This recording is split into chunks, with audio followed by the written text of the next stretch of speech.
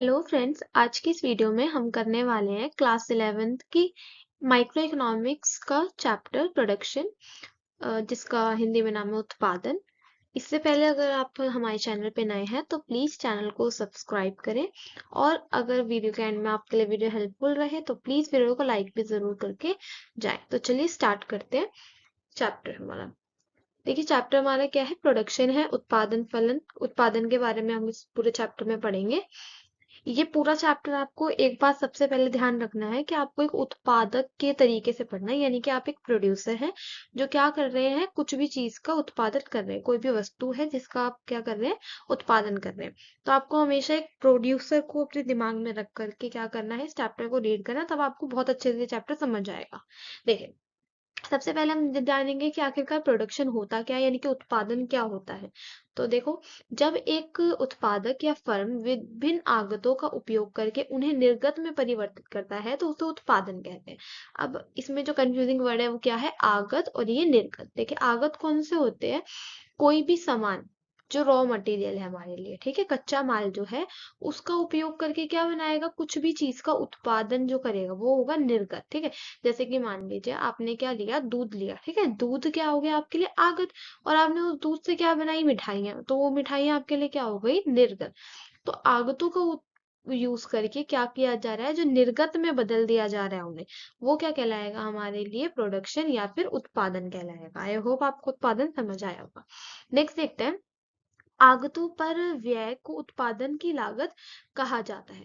देखिए, उत्पादन की लागत का मतलब क्या है कि जो भी आगत है, आगत मतलब जिससे भी आपको कोई भी सामान उत्पादित करना था, उस पर आपने जितना भी खर्चा किया है वो आपके लिए क्या कहलाएगा, उत्पादन की लागत कहलाएगा। यानी कि आपकी कॉस्ट कहलाएगी, जिस जो भी आपने अपने इन पर करी होगी, इनपुट्स पे की होगी। ठीक है, नेक्स्ट देखते हैं, जब वह उत्पादित की गई वस्तु या निर्गत को बाजार में बेचा जाता है तो उससे प्राप्त जो आय होती है उसको क्या कहा जाता है, संप्राप्ति या फिर रिवेन्यू कहा जाता है। देखिए, अब हमने सबसे पहले देखा कि प्रोडक्शन होता क्या है, ठीक है, फिर हमने देखा कॉस्ट क्या होता है। अब हम देखेंगे रिवेन्यू क्या होता है, नहीं संप्राप्ति क्या होता है, कि क्या हो गया, जो भी हमने अब सामान बनाया, सामान बना लिया, उस सामान का हमने देख लिया कि उसकी लागत कितनी आ रही है।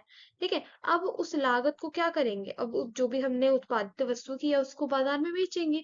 तो उस वस्तु को यानी कि निर्गत को जब हम बाजार में बेचते हैं तो उससे हमें जो भी आय प्राप्त होती है, वो जितने भी हमें उससे पैसे मिल रहे हैं, वो हमारे लिए क्या हो जाएगी, संप्राप्ति हो जाएगी। ठीक है, अब आगे देखो, संप्राप्ति से लागत, लागत यानी कि कॉस्ट, यानी कि हमारे जितने पैसे उस वस्तु को बनाने में लगे वो निकाल देंगे, तो उसके बाद हमें क्या मिल जाएगा, प्रॉफिट, यानी कि हमें हमारा क्या मिल जाएगा, लाभ मिल जाएगा।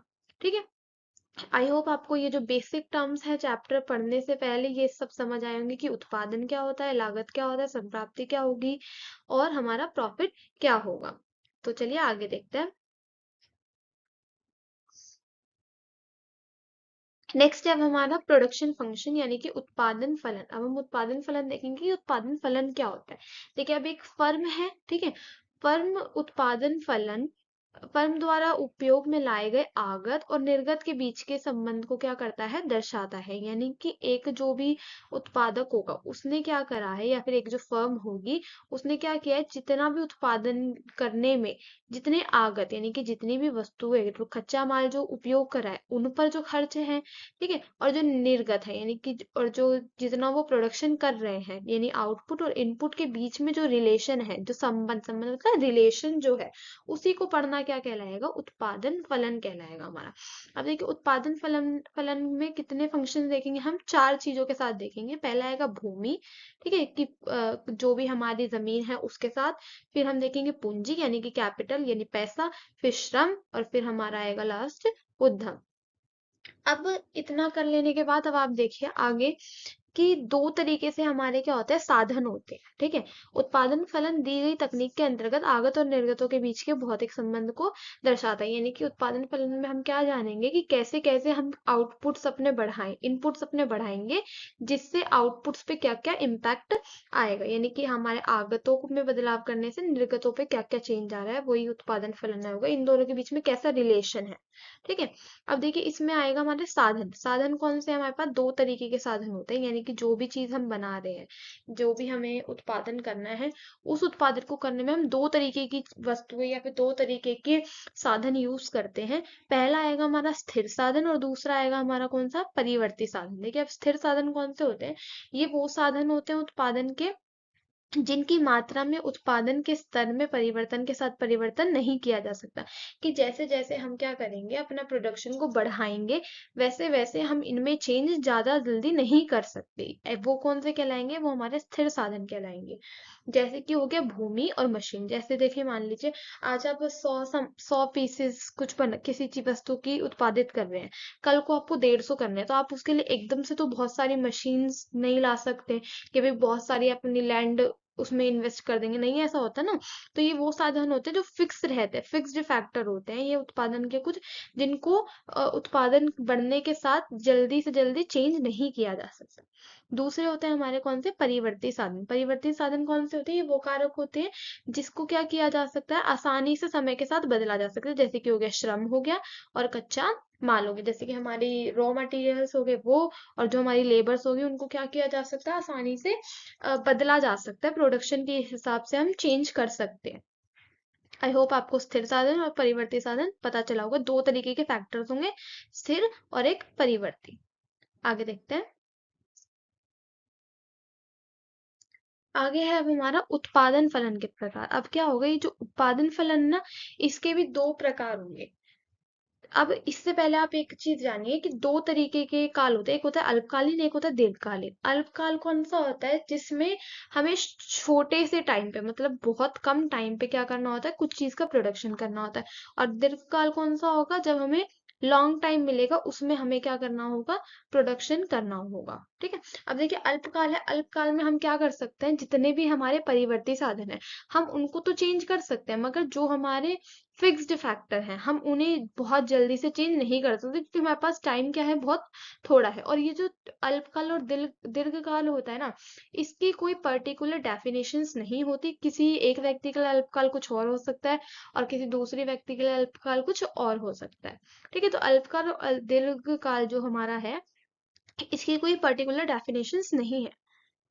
अब देखो उत्पादन फलन के भी कुछ प्रकार हैं। कौन से, एक तो अल्पकालीन उत्पादन फलन होता है और एक होता है दीर्घकालीन उत्पादन फलन। अब देखिए अल्पकालीन उत्पादन फलन कौन सा होगा, इसमें उत्पादन का कोई एक साधन ही परिवर्तनशील होता है और अन्य साधन क्या रहते हैं, स्थिर रहते हैं। यानी अल्पकालीन में क्या होगा, क्या करेंगे हम, केवल एक ही साधन को क्या कर पाएंगे, चेंज कर पाएंगे, और बाकी क्या रहेंगे, वैसे के वैसे ही कांस्टेंट रहेंगे।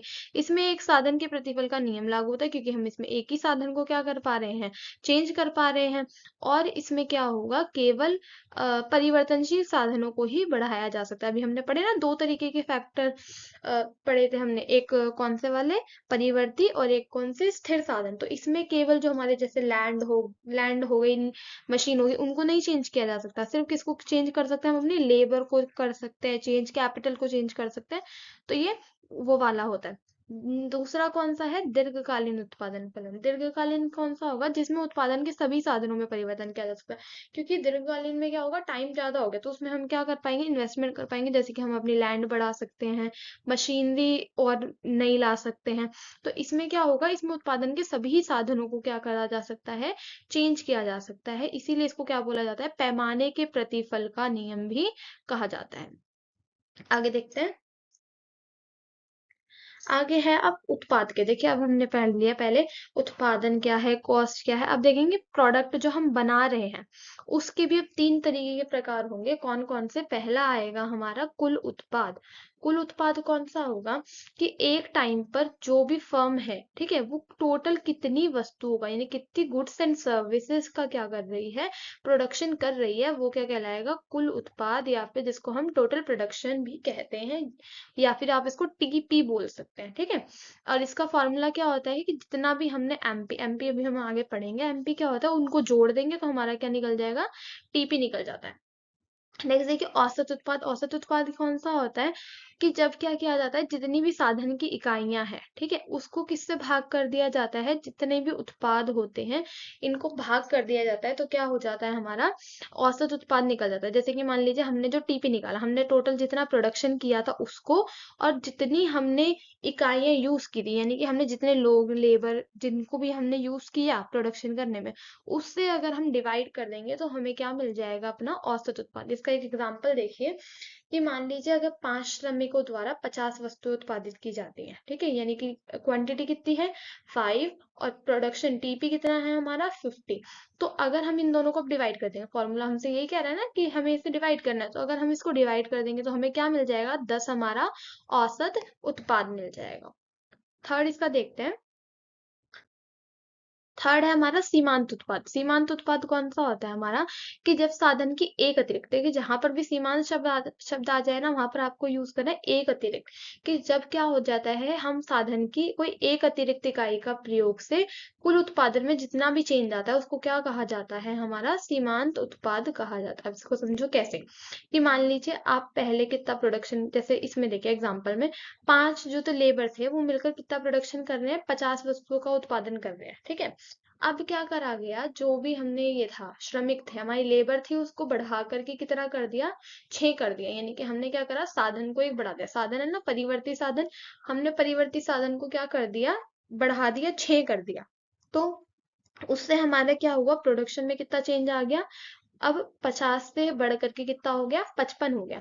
तो ऐसे में सीमांत उत्पाद कितना होगा, पहले उत्पाद कितना हो रहा था, 50 हो रहा था, ठीक है, अब उत्पाद कितना हो रहा है, 55 हो रहा है। तो अब सीमांत उत्पाद कितना हो जाएगा, 55 में से हम 50 को घटा देंगे तो सीमांत उत्पाद हमारा कितना आएगा, 5। यानी कि एक एक्स्ट्रा क्वांटिटी लगा देने से, यानी कि एक एक्स्ट्रा लेबर बढ़ा देने से हमारे टोटल प्रोडक्शन में जितना भी चेंज आएगा उसको हम क्या बोलते हैं, हमारा मार्जिनल प्रोडक्शन या फिर सीमांत उत्पाद, इसको एमपी भी बोलते हैं। देखो इसका एमपी लिखा है ना मैंने यहाँ पे। एमपी का फॉर्मूला क्या होता है, टीपीएन, यानी कि एक यूनिट पहले टीपी कितना था और एक यूनिट उससे पहले टीपी कितना था, दोनों को माइनस कर देंगे तो हमारा निकल जाएगा कौन सा, सीमांत उत्पाद। तो आज की वीडियो के लिए बस इतना ही। आगे का जो चैप्टर हमारा बचा है वो हम आगे के पार्ट्स में इसको करेंगे। अगर वीडियो आपके लिए हेल्पफुल रहे तो प्लीज चैनल को सब्सक्राइब करके जाएं और वीडियो को लाइक भी जरूर करें।